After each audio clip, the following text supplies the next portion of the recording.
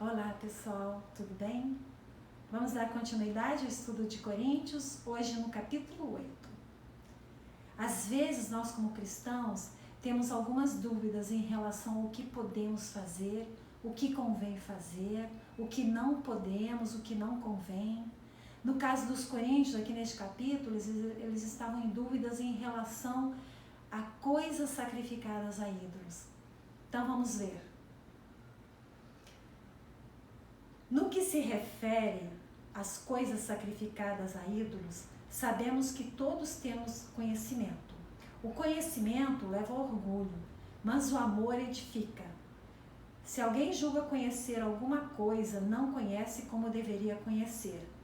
Mas se alguém ama a Deus, esse é conhecido por Ele.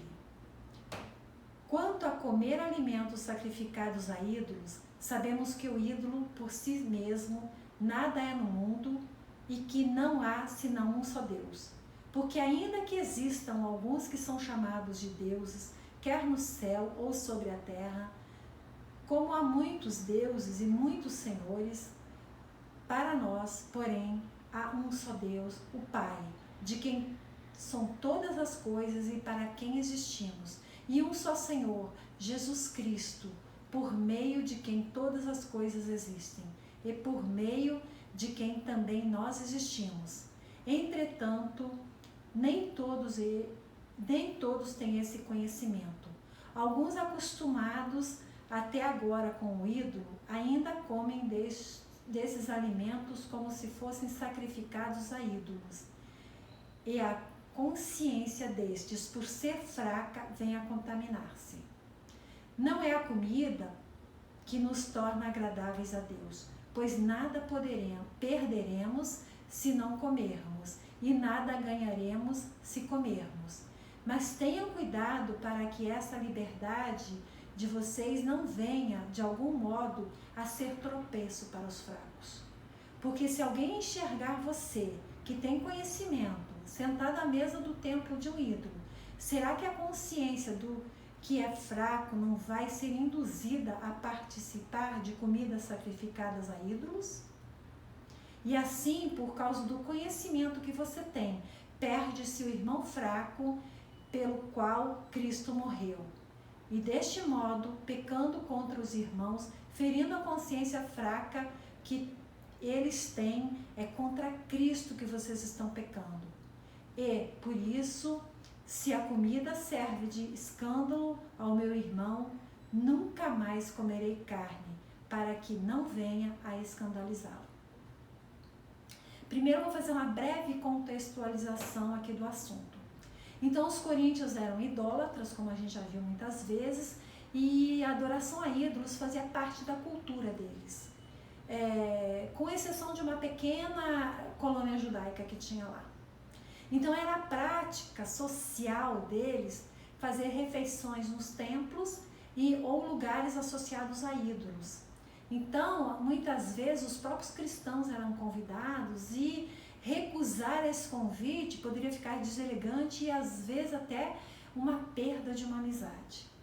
E um exemplo dessa idolatria que foi relatado em Atos 17, né? Quando Paulo foi para Atenas, que é uma cidade próxima, né? Ele ficou muito decepcionado com a idolatria que ele encontrou lá. Então ele foi passando de altar em altar de ídolos até chegar num altar que era o Deus desconhecido. E aí ele aproveitou o gancho para falar do Deus verdadeiro, para que esse Deus verdadeiro fosse o Deus conhecido, para que se tornasse conhecido deles. Dos versos 1 e 2. No que se refere às coisas sacrificadas a ídolos, sabemos que todos temos conhecimento. Então Paulo aqui, ele esclareceu que todos já tinham esse conhecimento em relação aos ídolos, que os ídolos nada eram, né? E inclusive Paulo, né? Então ele equalizou o conhecimento. O conhecimento leva ao orgulho, mas o amor edifica. Então os coríntios eram considerados senhores do saber, Mas Paulo esclarece que o conhecimento por si só, sem o amor, leva orgulho, leva soberba. E essa palavra soberba no grego, ela é um balão cheio de ar, mas que não tem conteúdo. Dessa forma que eles consideravam a soberba, né? Mas o amor, ele edifica, tanto a si próprio como aos demais que estão ao redor. Então, o importante é o conhecimento, sim, mas regido pelo amor. Se alguém julga conhecer alguma coisa, ainda não conhece como deveria conhecer. Então, não devemos ficar soberbos por conhecer alguma coisa, não devemos sentir orgulho do saber, porque quem julga saber muito não sabe nada, isso é uma verdade. Porque às vezes quanto mais a gente busca conhecimento, quanto mais a gente às vezes penetra na palavra de Deus, mais a gente percebe que a gente não conhece, que a gente conhece pouco. Então é importante termos a humildade de saber que nós não conhecemos tudo, né? E buscarmos mais esse conhecimento, com certeza. E quanto ao orgulho, né? A gente não deve se achegar a Deus com orgulho, como está em Tiago 4,6. Deus resiste aos soberbos, mas dá graça aos humildes. No verso 3, mas se alguém ama a Deus, esse é conhecido por ele. Amar a Deus. Quais as principais formas de nós amarmos a Deus? Duas formas, entre tantas outras relatadas na Bíblia, em João 14,15 fala: se vocês me amam, guardarão os meus mandamentos. Em outros fala: se você me ama, me obedece a minha palavra. E em 1 João 14,21, e o meu mandamento que dele temos é este: quem ama a Deus, que ame também o seu irmão. Então, amar a Deus é guardar os seus mandamentos e amar o irmão, entre as principais formas de amá-lo. Agora, a palavra ali fala, mas se alguém ama a Deus, este é conhecido por ele. Talvez a gente pense assim, mas Deus conhece tudo, conhece todos. Como é que é conhecido dele? Tem que amar a Deus para ser conhecido dele? Vamos ver o que a palavra fala sobre isso. Deus conhece os que lhe pertencem. 2 Timóteo 2,19. Também em João 10,14, Jesus falou: eu sou o bom pastor.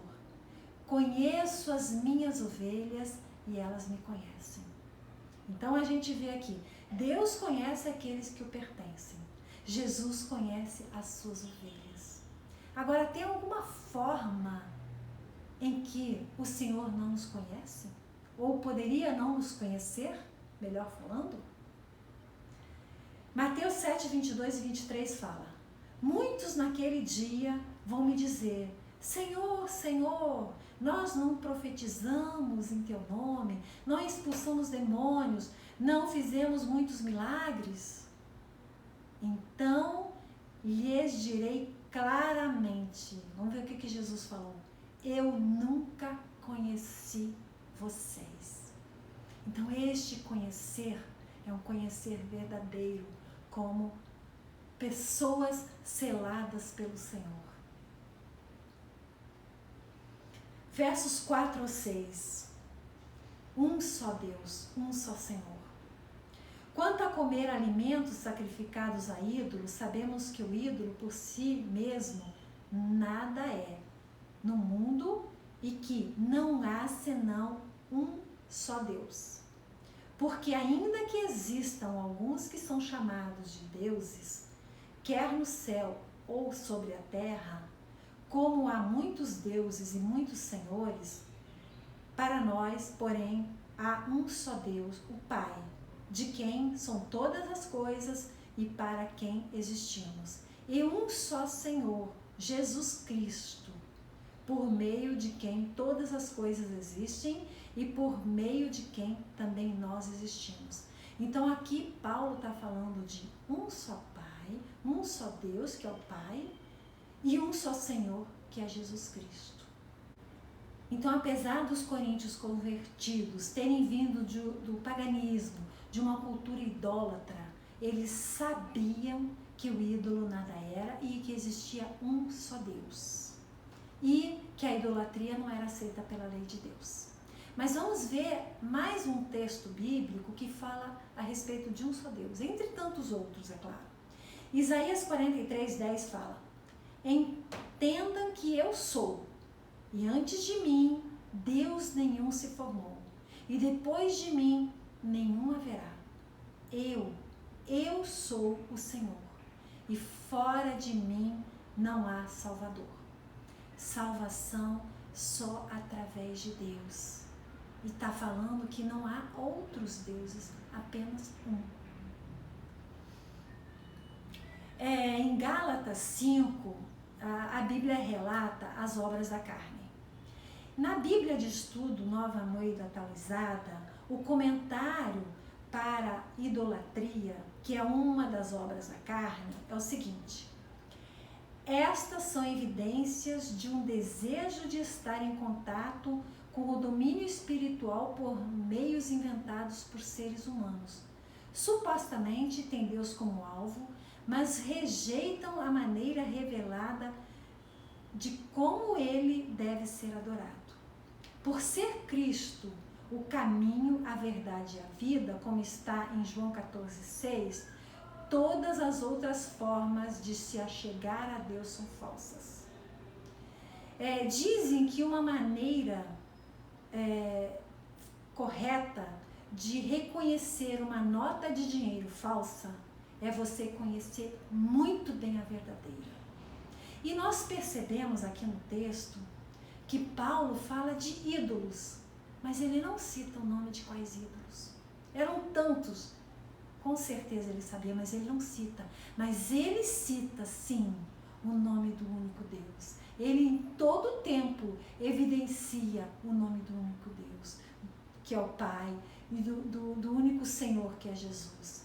Então o importante é a gente conhecer a palavra de Deus, conhecer o Deus verdadeiro. Aí a gente consegue saber o que não é de Deus e o que é de Deus.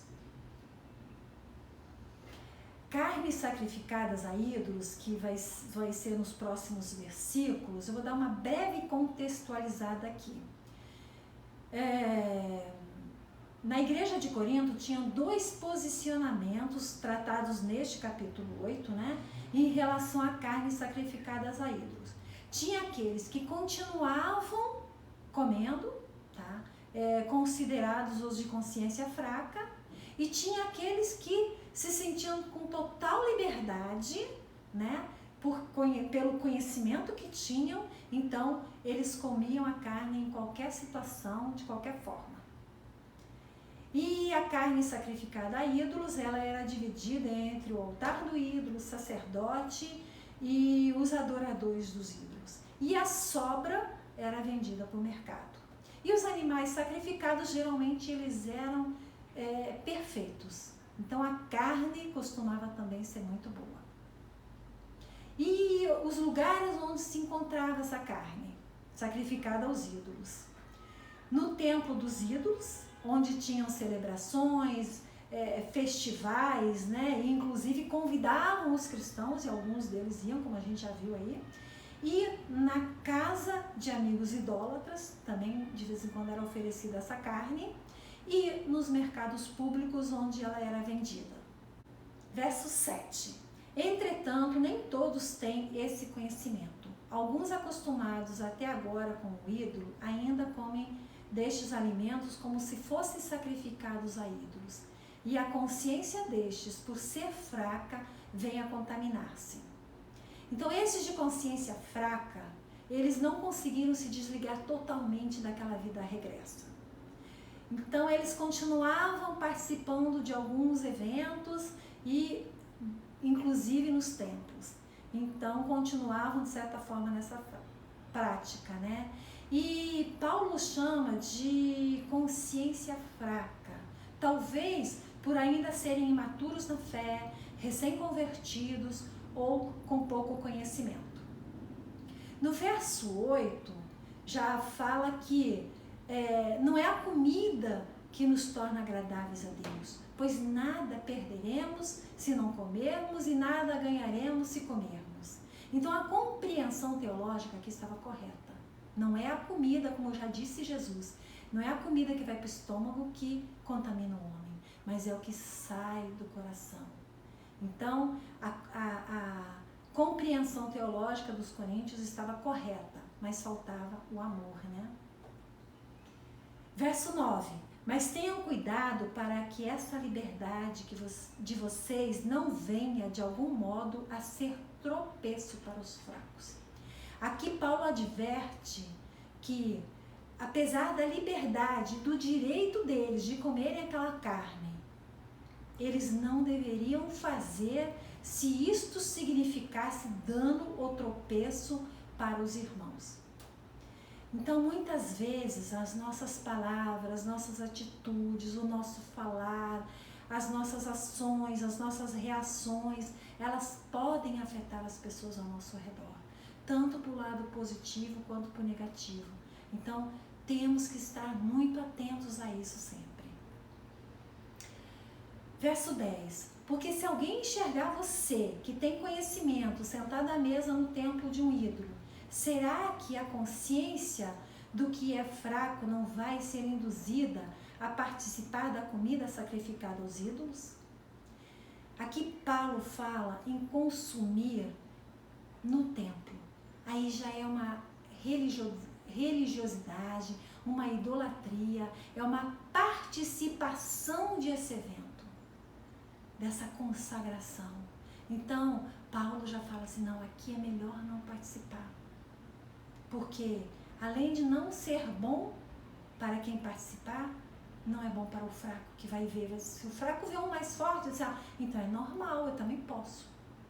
Nós temos que ter essa consciência, né, de cuidar de quem está ao nosso redor.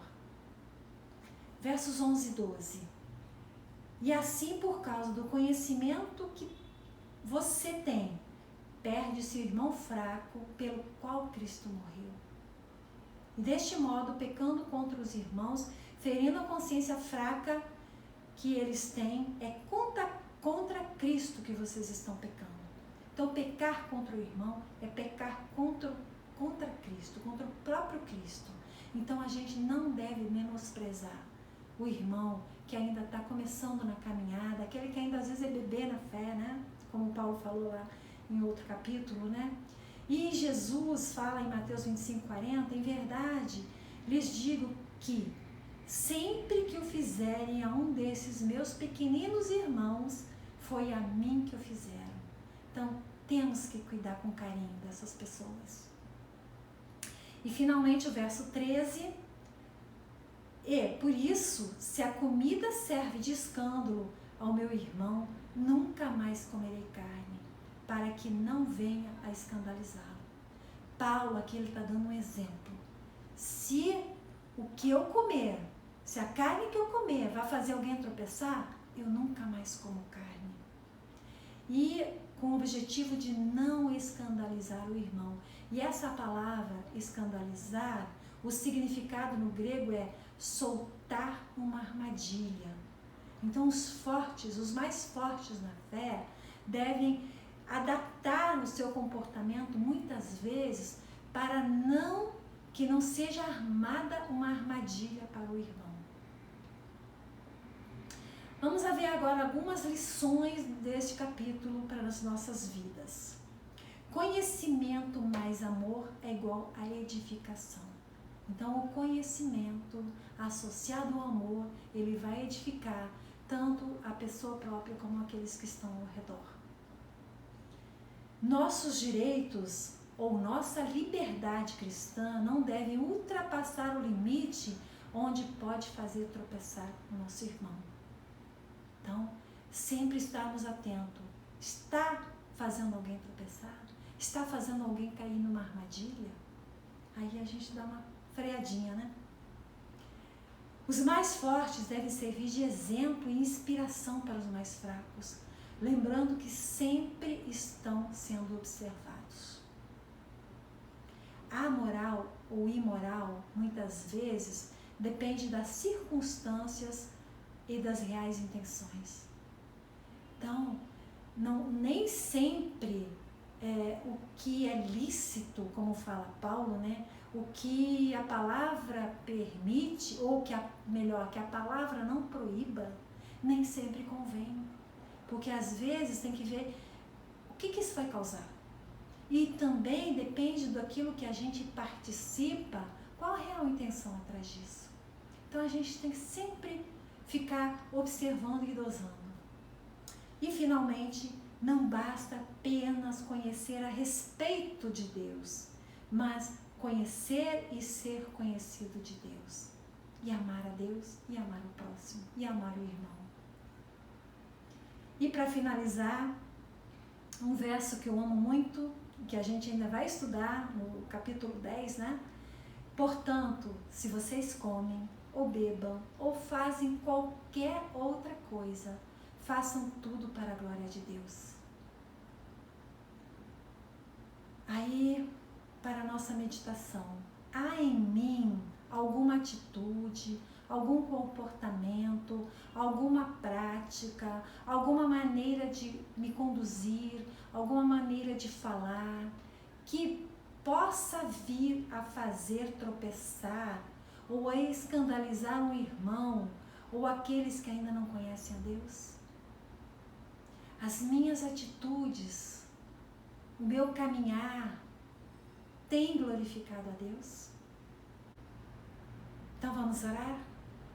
Senhor nosso Deus e Pai, obrigada, Pai, por mais esse estudo, Pai. Obrigada, Pai, porque Tu tens nos ajudado. Senhor, Tu tens, a Tua palavra nos ensina a cada dia, Pai. A Tua palavra é sempre o que nos conduz pelo caminho, Pai. É o que nos mostra a verdade, o que nos leva a uma vida, a vida eterna, Pai. Senhor, obrigada pelos Teus ensinamentos, Pai. Senhor, que nós possamos sempre ser exemplos, Senhor, de cristãos verdadeiros, Pai. Exemplos que possam impulsionar os outros, exemplos que motivem os outros, exemplos que não deixem ninguém cair em nenhuma armadilha, mas que nós sejamos exemplos para edificar vidas. Senhor, coloque em nós cada dia mais o amor, Pai. Amor por vidas, amor por pessoas, amor pelo Teu reino, Pai. É o que eu te peço, Pai, e te agradeço em nome de Jesus.